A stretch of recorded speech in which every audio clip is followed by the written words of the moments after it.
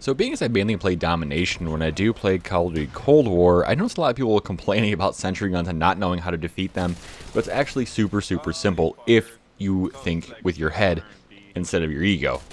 So what we're going to do is we're going to look at this one as if it's placed over the B objective on Apocalypse.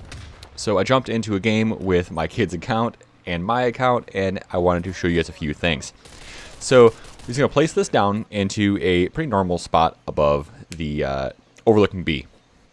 So what we're going to do is we're going to approach this a few different ways. We're going to start out by just ego challenging this, and obviously you would do this by just kind of snaking around and getting up there without getting hit and utilizing the 1 to 2 second buffer you have from target acquisition.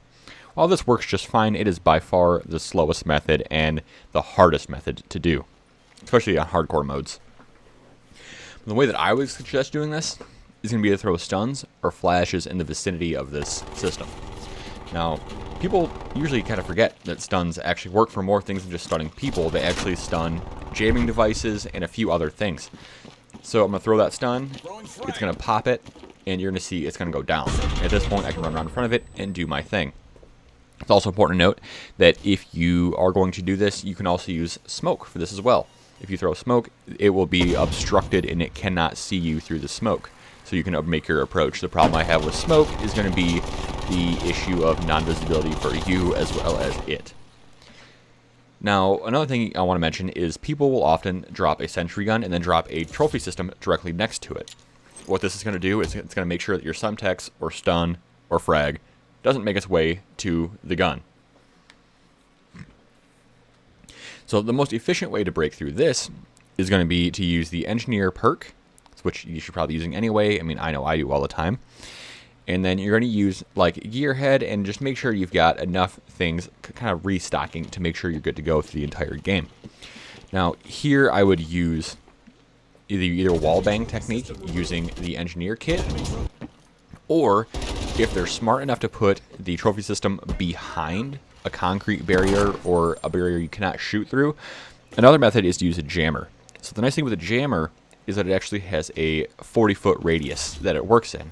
So on like Apocalypse, if you are behind the blue barrels, completely concealed, you can drop that down and take down the system across the entire road. And that's a big deal. And also not to mention that if you're coming from the A side and you're attacking B, what you could do is tuck in along the side and drop that jammer, and you will get most of B covered so that they cannot drop either decoys or any sentry guns on that position because you have your jammer in place. Now, another good thing the jammer is for negating trophy systems. So what you can do at that point is go ahead and drop your jammer down, and you'll see the trophy system will now go down, and the sentry gun will go down as well. The jammer is an effective tool for a lot of things that people just are not using it for. The only problem with the jammer is that it goes down relatively easily with just a stun, flash, or anything like that. That said, all you need to buy is a few seconds of time, and well-placed, smartly placed jammers will go a long way, even on hardcore, to make sure that you and your team can capture objectives. If this video helped you guys out, give it a like. If you like me, give me a subscribe. Have a good one, guys. I will see you around.